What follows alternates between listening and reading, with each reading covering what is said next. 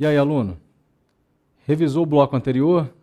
Podemos falar de princípios da Organização Mundial do Comércio? Isso aqui vai ser base, já te adianto, para a compreensão de todos os exemplos ao longo da disciplina. Tá? Então, a compreensão de cada um deles é fundamental para o entendimento do restante da disciplina. Tá? Bom, primeiro princípio da Organização Mundial do Comércio é o princípio da não discriminação, que é o princípio básico. Ele é dividido, eu vou passar o slide aqui só para você ver, ó. Ele é dividido em dois subprincípios, digamos assim. Ele contempla dois subprincípios. O princípio da nação mais favorecida e o princípio do tratamento nacional. Tá? Então, o que diz respeito ao princípio da nação mais favorecida? Significa, já trabalhando em miúdos para você, que se um país conceder a outro um benefício, terá obrigatoriamente que estender aos demais membros da organização a mesma vantagem ou privilégio. Tá? Então é uma coisa sensata. Você deve estar se perguntando, peraí, eu nem sempre isso é seguido. Tá. Bom, é princípio. A coisa também não é tão esculachada assim, não. Os países têm que se fazer entender, eles têm que entender que são parte da OMC. Então, muitas vezes, quando há embargos, e esses embargos ferem o princípio da não discriminação, geralmente os países amarram em outras coisas, tá?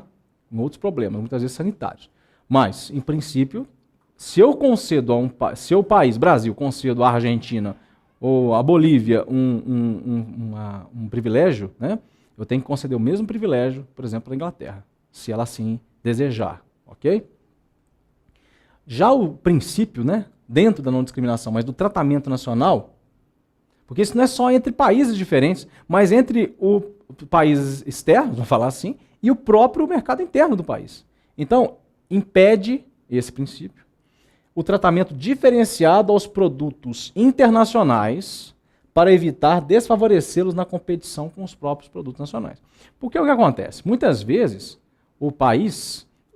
todo país precisa se fortalecer. Exportar é melhor que importar, certo? Isso é geral. Porque você tem mais receita, entra mais dinheiro, você vende mais do que compra. Você tem mais receita do que gasto, certo? Mais ou menos assim, em termos de balança comercial? Muito bem. Então, quanto mais o seu mercado interno for capaz de exportar, melhor. Então, muitas vezes os países querem favorecer o seu mercado interno a despeito do mercado externo. Preferem exportar do que importar.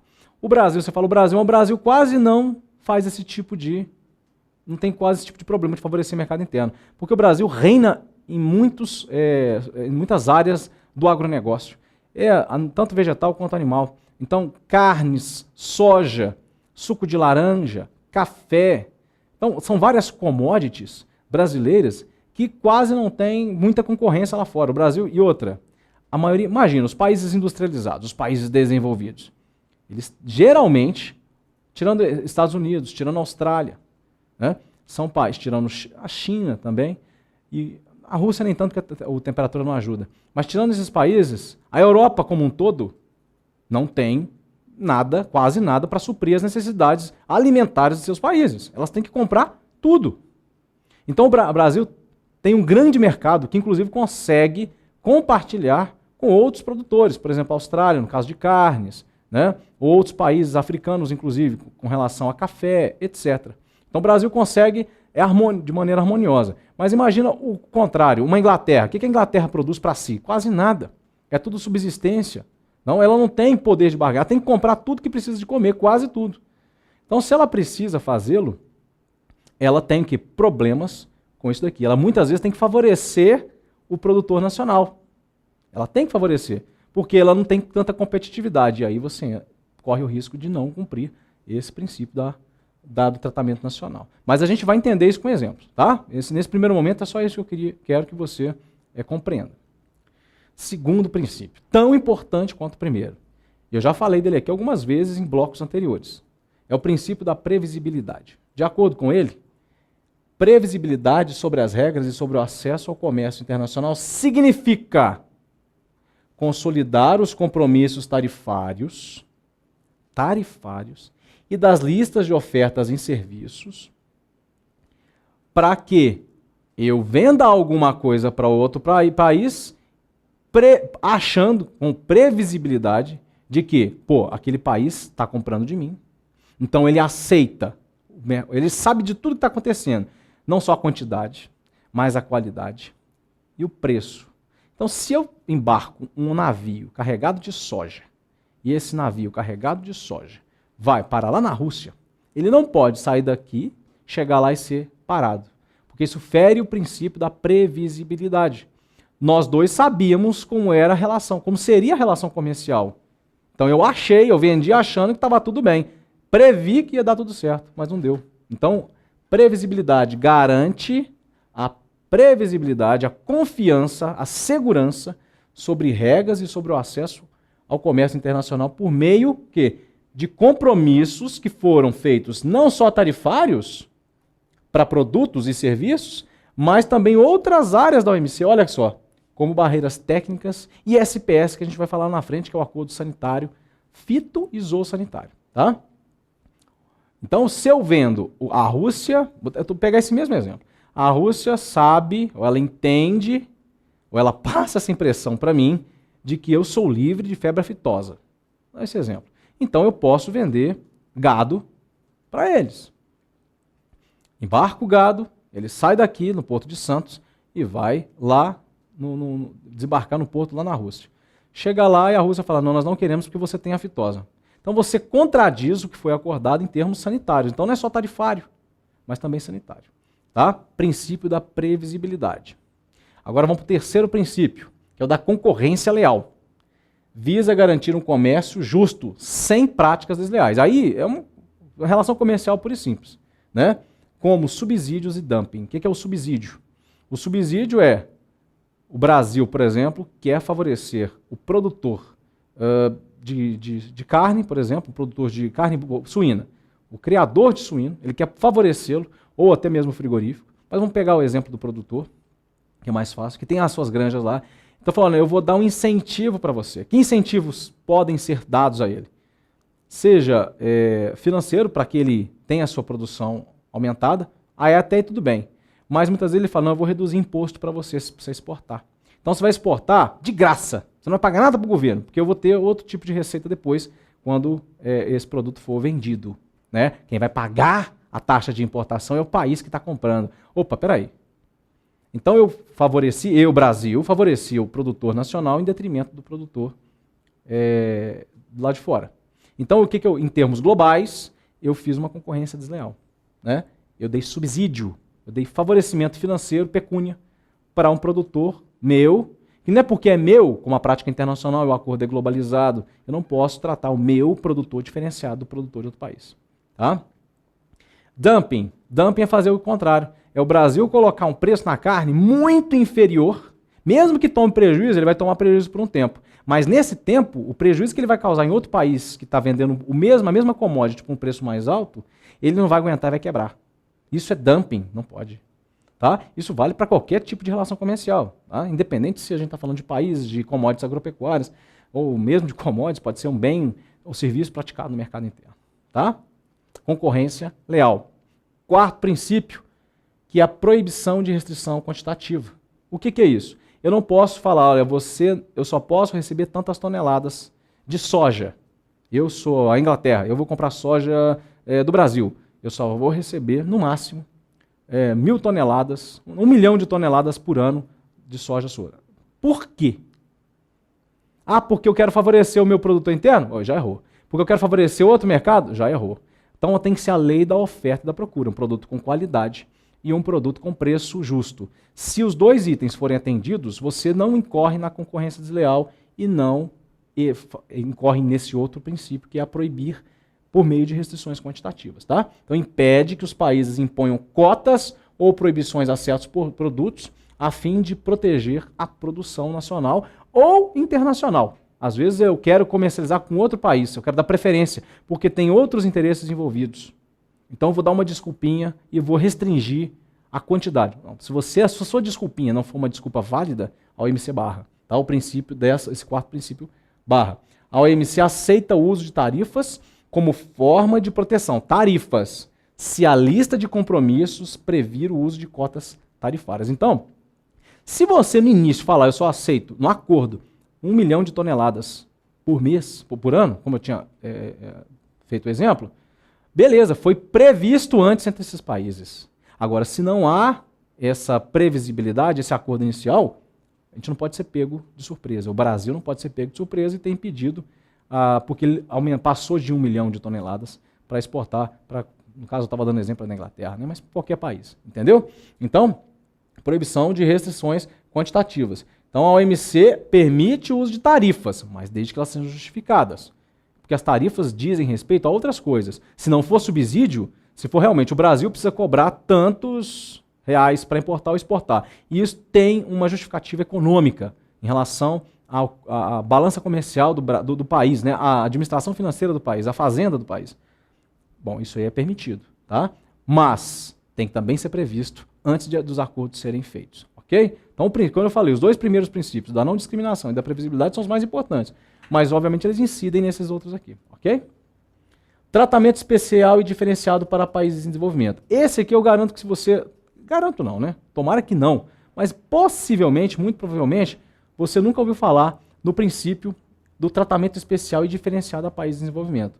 De acordo com ele, os países em desenvolvimento terão vantagens tarifárias, além de medidas mais favoráveis que deverão ser realizadas por aqueles países desenvolvidos. Ou seja, os subdesenvolvidos têm que ter privilégio financeiro, tarifário, né? E às vezes até mesmo qualitativo, quantitativo, qualitativo não, tá? A qualidade é única para todo mundo. Mas quantitativo, medidas favoráveis que favoreçam, se ele tiver que escolher entre um país em desenvolvimento e um país já desenvolvido, para importar uma mesma commodity, se eles tiverem iguais condições, o país em desenvolvimento é que vai ser o escolhido para ser o vendedor dessa mercadoria para esse país comprador. Entendeu? Muito bem. Lembra que 75% dos países membros da OMC são países em desenvolvimento. Vamos fazer o link entre os blocos. Ok? Bom, essa aqui é uma estrutura geral da OMC. Num primeiro nível, a Conferência Ministerial. Tá? Num segundo nível, os órgãos de solução de controvérsia, revisão de política comercial e o Conselho Geral. Ainda tem o órgão de apelação. Num terceiro nível, que são os acordos, o GATT, o TRIPS e o GATS. O quarto nível, Comitê sobre Questões Recorrentes na Agenda da OMC. Né? E ainda tem, subsidiado ao Conselho Geral, comitês de negociações comerciais da Agenda de Desenvolvimento de Doha. E nós vamos entender o que são essas rodadas de negociação que estão intrinsecamente ligadas ao Conselho Geral. Então, eu vou dar uma pincelada nesses níveis, né? Você não precisa decorar esses níveis, você precisa entender de onde partem as decisões da OMC, tá? E a quem se deve recorrer em caso de diligências, ok? Então, o primeiro desses níveis é a Conferência Ministerial, ok? Ele é o nível mais alto de tomadas de decisão da OMC, tá? É o top. Quem decide, no final das contas, é a Conferência Ministerial, que se reúne a cada 2 anos. Então, a última foi em Bali, né? E agora, em 2015, haverá a Conferência Ministerial em Nairobi. Tá? Muitas vezes, Conferência Ministerial é como se fosse uma Assembleia Geral da ONU, tá? Fazendo uma analogia aí pobre, tá? Mas que ajuda na hora de você entender. Ela existe, né? No caso aqui, a cada 2 anos, a Assembleia Geral era anual, né? Mas além da Conferência Ministerial, ainda tem as rodadas de negociação. Que as rodadas, a conferência é geral, muito geral. Já as rodadas de negociação, elas têm itens específicos, muito atuais, e que são muito importantes e que não podem esperar para serem resolvidos. Mais ou menos assim, tá? Então, mais às vezes a conferência coincide com as rodadas, mas isso não é regra, tá bom?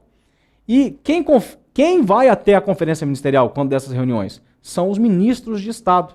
Então, no caso do Brasil, o ministro da Fazenda é que geralmente representa o país nessa conferência ministerial. Mas, muitas vezes, os presidentes também podem fazê-lo, como o Brasil foi representado, já foi representado muitas vezes nessas conferências, e quando dessas conferências, que o Brasil participa, né, ele, por conveniência, não há uma explicação muito lógica, nem às vezes que coincida a diversas hipóteses, o Brasil é o que inicia a conferência ministerial, ele que tem a palavra inicial. Isso é uma curiosidade, tá? Bom, lembra que eu falei das rodadas? essas rodadas mais específicas, eu fiz aqui uma cronologia das rodadas desde 1947 até essa última aqui, que foi a rodada de Doha. A rodada do Uruguai foi quando o GATT se converteu em OMC. Né? No final, uma das conclusões da rodada do Uruguai foi a criação da Organização Mundial do Comércio, que começou a valer em janeiro de 1995. Tá? A rodada Doha era uma rodada que começou em 2001. Já era para ter terminado. Né? Era para ter terminado em 2005, mas não terminou não. Tá? Nós vamos ver por que ela não terminou, o que está pegando, e as decisões que já foram tomadas e que já são aplicadas dela. Ok? Bom, segundo nível, Conselho Geral. Lembra da hierarquia da OMC, no início do bloco? Órgão permanente, o Conselho Geral. É como se fosse o Conselho de Segurança da ONU, fazendo novamente aquela analogia, para facilitar até mesmo a memorização. Assume as funções da conferência, ou seja, executa o que foi decidido nas conferências, e quando não tem conferência, quem se reúne é o Conselho Geral e faz a coisa acontecer. Tá? Acordos multilaterais e administração da OMC. Ela administra, basicamente, a Organização Mundial do Comércio. Aí ela assume função parecida com a ONU do secretariado da ONU. Lembra disso tudo? Muito bem. Tem o terceiro nível, que é o deliberativo e consultivo. Tem o GATT, que é um acordo de comércio, né? de comércio que precedeu a OMC, né? Até 94, né? Que faz parte desse conselho. Tem ainda o GATS, que é um acordo geral de comércio de serviços, né? Que presta serviço de consultoria. Lembra que eu falei que os países em desenvolvimento que precisam de uma consultoria técnica para ter o seu comércio desenvolvido, a OMC também presta esse tipo de serviço através do GATS.